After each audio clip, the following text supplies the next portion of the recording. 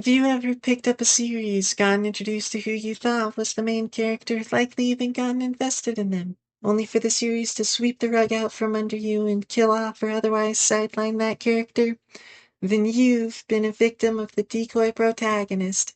Before I get further into things, there will be minor spoilers ahead for the following series, along with their timestamps.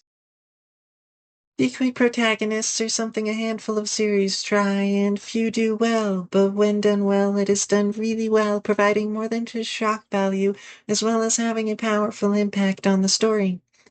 But that doesn't explain what exactly a decoy protagonist is, does it?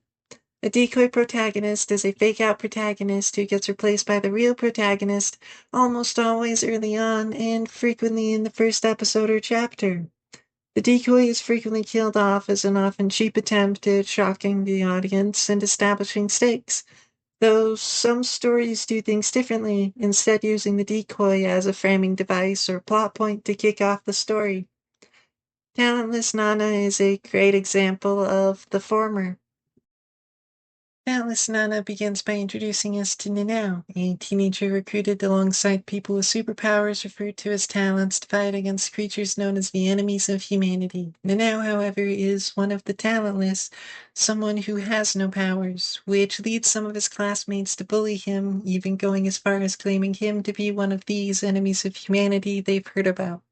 After a suspicious reserved character gets introduced, the story then introduces Nana, who appears to be the main love interest.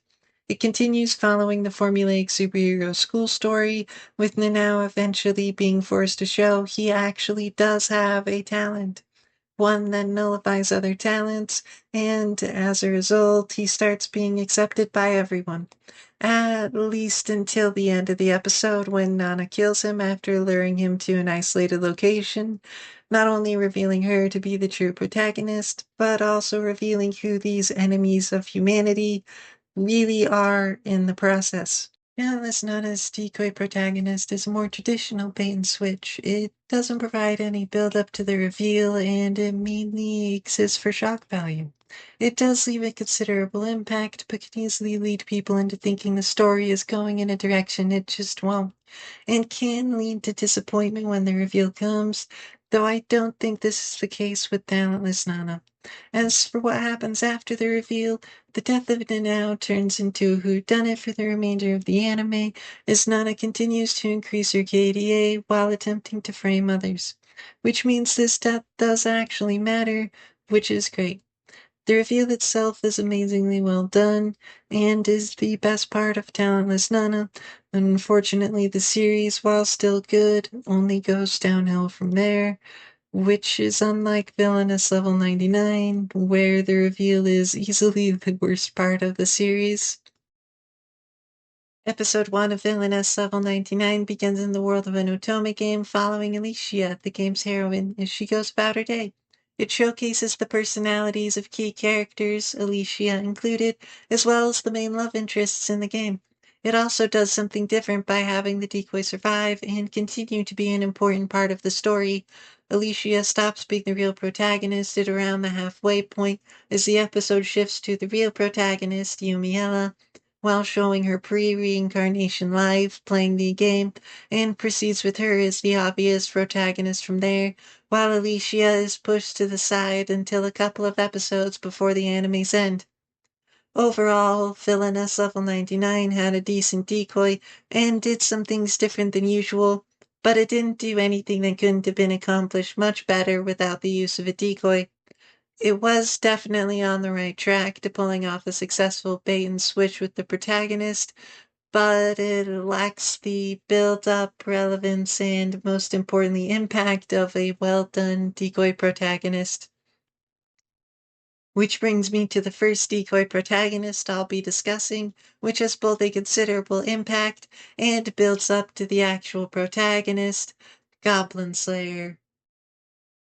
Goblin Slayer begins following Priestess a brand new adventure. She joins her first party on their first quest, what to hunt goblins. Once they reach their destination, the quest quickly goes south.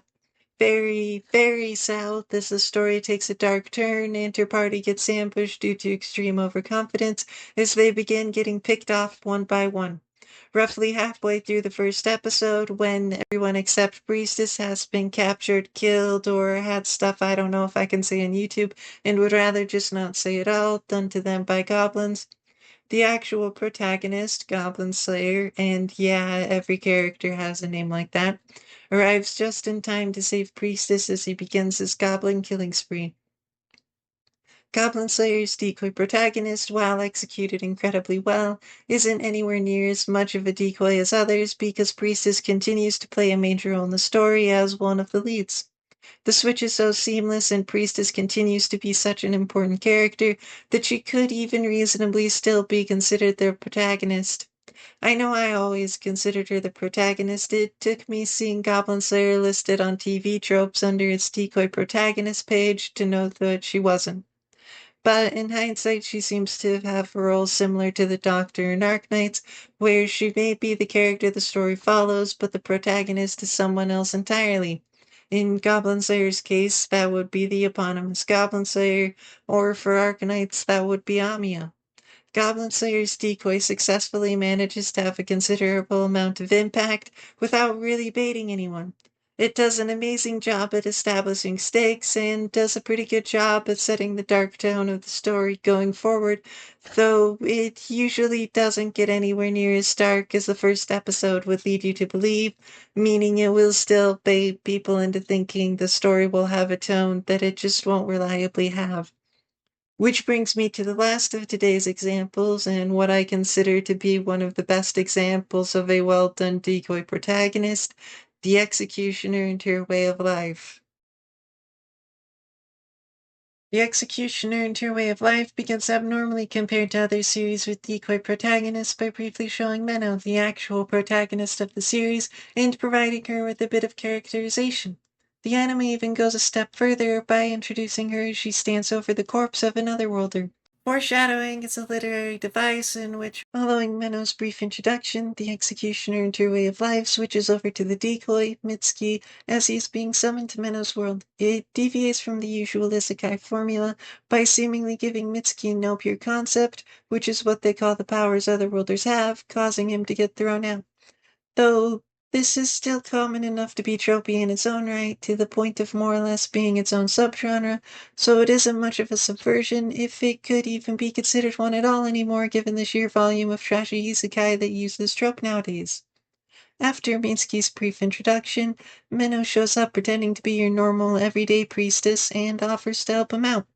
With her second introduction out of the way, the story almost entirely shifts to her perspective as Mitsuki gets put in the background while Minnow is the one taking charge and moving the plot forward.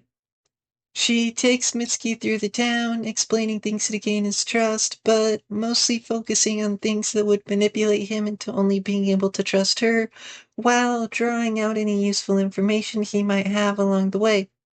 She eventually brings him to an abandoned church in an isolated location, the kind where you'd expect someone to be killed in a horror movie.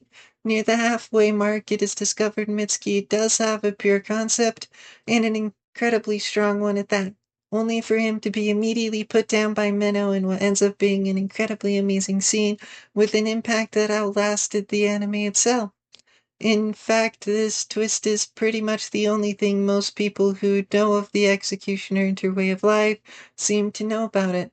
Between the shifting perspective, the actual protagonist being the active character, in the series opening, the executioner and her way of life is in a strange position for a series with the decoy protagonist, where it is entirely possible to see Menno as the protagonist from the beginning. So much so that on rewatches or rereads, Mitsuki doesn't even register as a potential protagonist, which is something that can't be said of any of the other three anime I mentioned, or even most decoy protagonists I've seen in fiction. Despite this, the full switch from decoy to protagonist still leaves a powerful and lasting impact, in addition to being used as foreshadowing for later plot points. Mitsuki's death does a great job at providing characterization for the protagonist, as well as setting the tone and establishing a setting. A good deal of world building also takes place at this time, all either blended into the plot or done to provide characterization, so it isn't info dumped as is usually the case with isekai. While all of these series have their merits, The Executioner and Her Way of Life, as well as Goblin Slayer, have exactly what someone should look for in a decoy protagonist.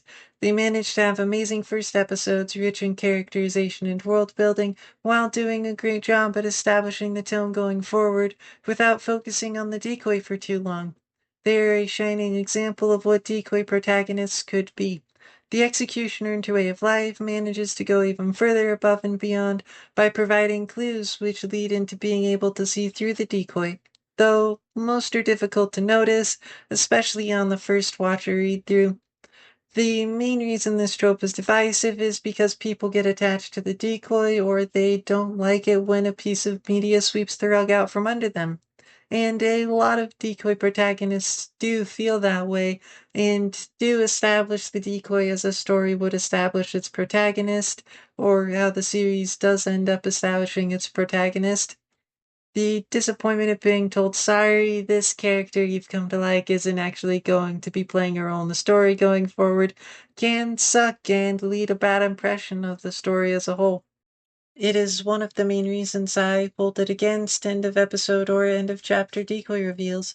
Doing the reveal before the end and allowing the story to continue beyond it before getting to a stopping point gives it time to get people attached to the actual protagonist or other characters, and helps get over any bad taste the reveal may or may not leave in your mouth. This continuation is essential to a good decoy protagonist reveal. However, even in well done reveals, such as The Executioner and Her Way of Life, a decoy protagonist does still end up turning people away from the story. In spite of everything, the decoy protagonist is a trope that can absolutely be done incredibly well and is one of my favorites. Leave your favorite decoy protagonist or decoy protagonist reveal in the comments below. I'd also love to see any recommendations you might have or what you think of these series and their decoy protagonists. Lastly, thank you all for your time, and I would appreciate it if you all did the algorithm appeasement ritual of liking, subscribing, and leaving a comment, though just simply watching is more than enough.